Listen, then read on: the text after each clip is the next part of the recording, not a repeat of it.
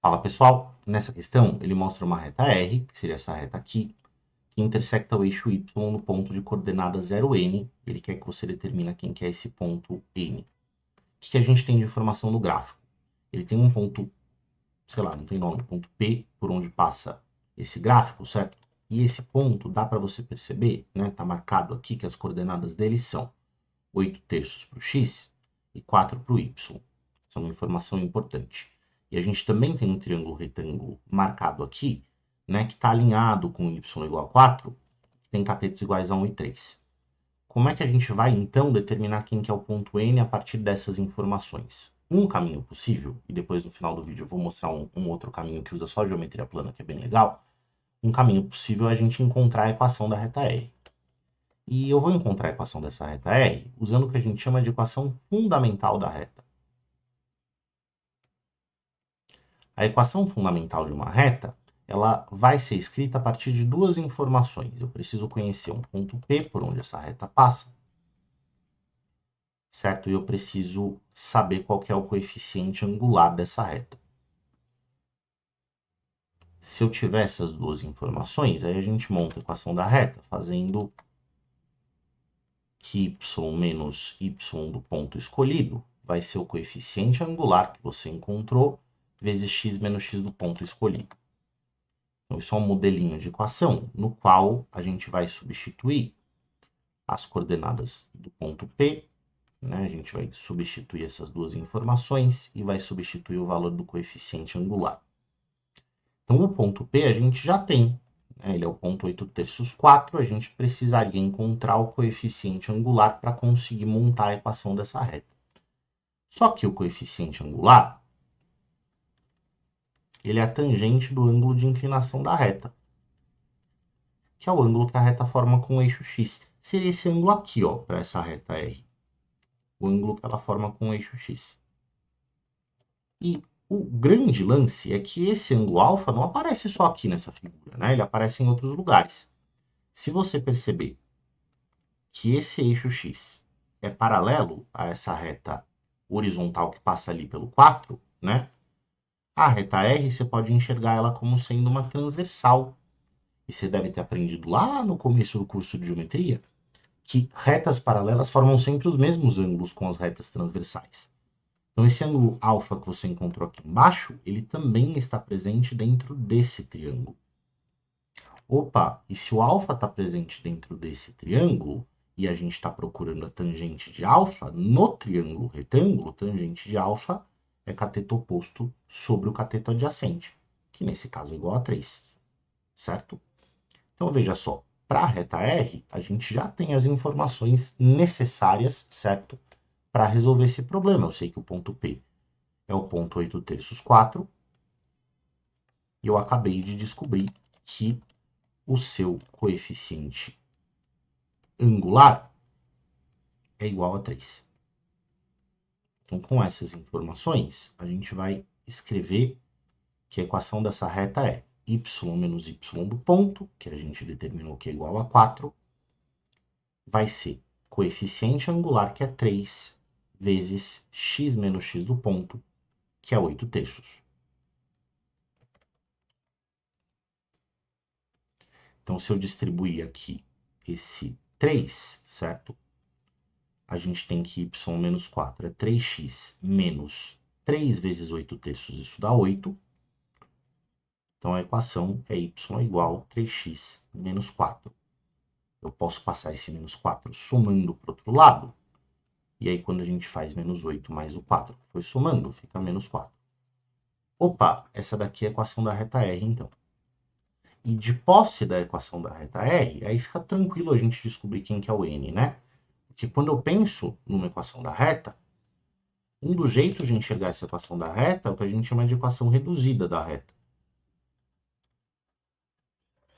A equação reduzida é exatamente essa que a gente escreveu, a que tem o y isolado. E ela tem esse formato aqui, ó, gente. Ela tem alguma coisa multiplicando o x, que é o m. Opa, o mesmo m de antes, né? Coeficiente angular, que é a tangente de alfa. E tem um segundo valor que aparece aqui, que é esse q, o termo independente, o número que aparece sozinho, né? Menos 4 aí para a reta R. O que é esse q? Esse aqui é o que a gente chama de coeficiente linear, que é exatamente onde a reta cruza o eixo y. Ou ela não cruza o eixo y no ponto N, então está aqui o valor do ponto N. N é igual a menos 4. Certo? Então, se você reconheceu que isso é a equação reduzida, certo? A gente já consegue, a partir disso, estabelecer que o ponto de cruzamento com o eixo y é o coeficiente linear da reta, que para essa reta vai ser menos 4. Ou você também pode pensar no seguinte: o ponto em que a reta cruza o eixo y é o ponto que tem x igual a zero. Então, você vem aqui, substitui o x por zero, essa parte da expressão vai sumir, 3 vezes 0 dá 0, e aí você vai descobrir que o y é menos 4. E de novo a gente chega no valor do ponto n dessa maneira, certo? Isso significa que a sua alternativa correta está no item B. E, como prometido, eu disse que eu ia te mostrar uma outra solução bastante legal que não usa geometria analítica, certo? Que vai apelar só aqui para a geometria plana. Então vamos apagar os slides e voltar para essa figura inicial. A grande solução que a gente quer fazer envolve você observar essas duas coisas aqui, ó. Tem um triângulo que foi o triângulo que o próprio enunciado deixou aqui desenhado pra gente. Só que tem outro triângulo grandão que a gente consegue fazer, deixa eu até fazer ele de roxo, para ficar bem visível, que é esse triângulo que desce do 4 até o ponto N lá embaixo. E o lance é que esses triângulos aqui que a gente desenhou, eles são semelhantes, né? Porque os dois são retângulos, o eixo y é, afinal de contas, perpendicular a esse segmento que é horizontal, certo? Esse ângulo reto já está marcado pelo exercício. E o ângulo alfa que a gente tinha marcado que existe dentro desse triângulo é oposto pelo vértice com esse de cá. Então, a gente tem um triângulo aqui que tem catetos 1 e 3, e esse outro triângulo tem um cateto que mede 8 terços. Vê se você percebe que a medida desse cateto aqui, ó, é exatamente a medida desse segmento. E aí, para o outro, talvez seja um pouquinho, certo? Tem uma pegadinha aí na hora de você marcar essa medida. Vamos lembrar que se a gente estiver encontrando a medida de segmento que são paralelos aos eixos, certo? Basta que você faça a diferença dos valores para descobrir o tamanho das coisas. Então, por exemplo, o segmento que vai do 2 até o 5 tem medida 3, e esse 3 a gente encontrou fazendo 5 menos 2. Isso também é verdade quando a gente pega um segmento que pega alguma coordenada que é negativa, né? Então, por exemplo, se eu pego do y igual a 2 até o y igual a menos 3, não é somando esses valores que a gente vai chegar na medida. Pensa assim, ó, do menos 3 até o 0, a gente tem 3 de comprimento, e do 2 até o 0 tem mais 2. Então, esse comprimento todo tem que dar 5. E a gente vai chegar no valor 5 fazendo a medida do maior, a coordenada do grandão, menos a coordenada do pequeno. Agora sim, 2 menos menos 3 dá 5. Perfeito. Tendo isso em mente, para fazer grande menos pequeno aqui, né, coordenada maior menos a coordenada menor, a gente tem que fazer o 4, que é onde termina o segmento, menos o n, que é onde começa. Vai ficar aparecendo uma subtração mesmo, tá tudo certo, porque lembra que seu n é negativo, certo? Então o menos da subtração vai cancelar o menos do n para fazer esse segmento medir mais do que 4. Perfeito.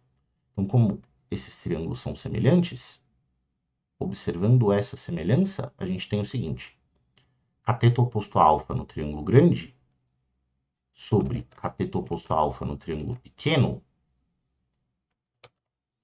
vai ser igual ao cateto adjacente a alfa no triângulo grande sobre cateto adjacente a alfa no triângulo pequeno.